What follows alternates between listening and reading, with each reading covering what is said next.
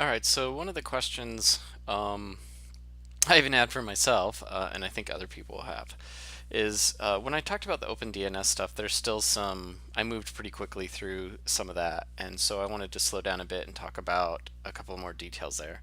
Mainly, how do you get an account? Even though I slowed down and showed you how to get into your router and how to update your router to use OpenDNS. I sort of leaped over that once you've done that and you have it working and I didn't even mention you might have to restart your computer, um, and it might not even activate until I can't remember the order here until you actually sign up for the account and try and use it, and then of course sends you an email, and uh, you have to click on a link in your email, common stuff if you've been on the web very long. So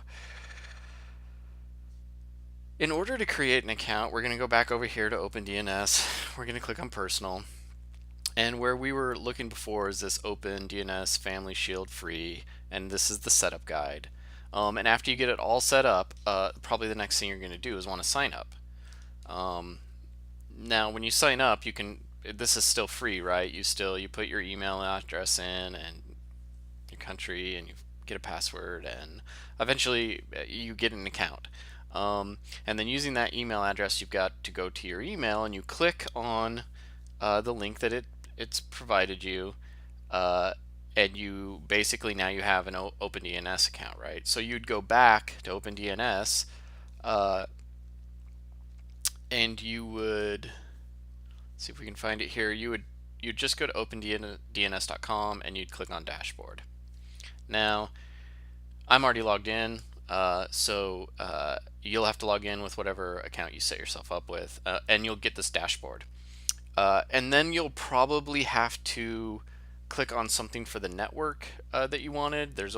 You could have multiple networks with OpenDNS. I have one network, you'll have one network. I called mine home. If I remember correctly, it'll ask you to name it. Just call it home. You have one network. And so in order to start working on that network, you start going across these tabs.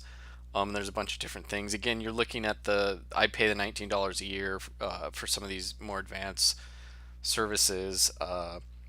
This shows me, you know, all the requests in my network, all the domains, what it's blocking.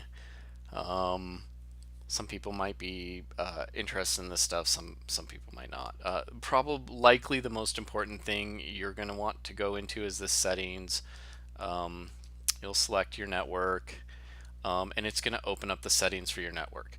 Now, I showed you this page, but I don't think I clarified how confusing and hard this can be for people who initially set it up. I, I use custom settings because these pre-built categories blocked a lot of stuff, and you can start with these, start with moderate, and see how many things it blocks. And if it just drives you crazy, then go to a custom. So you'd come down in here, you'd log into your account, you'd click custom, um, and then you'd fine tune this to what you like. The other thing I want to mention is that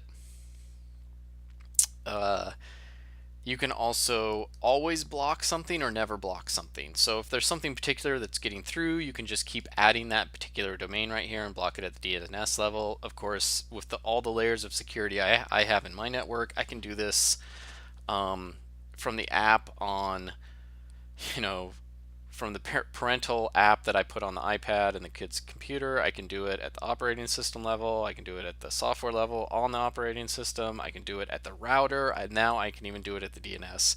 Uh, so this is just a way to fine tune it. Some of these other things, I mean, you can read about these, what they do, and turn some of them on.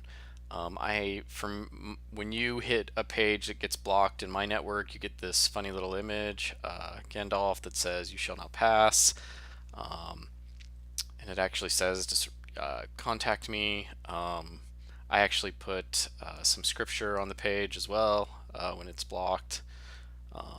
You can set that all up there.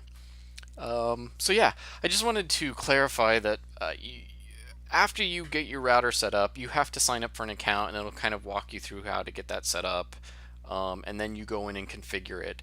Now, if you get this thing working and all of a sudden it seems like OpenDNS is blocking everything, you're going to have to log in here, you're going to have to click on the settings tab, and you're going to have to start tweaking these configurations. If you don't like any of the preset ones, then you're going to have to click custom, and you're going to have to select the obvious ones like you can see I've done, and then start blocking per domains of things that you want to be let through, or to always be let through or always be blocked. I hope that was helpful.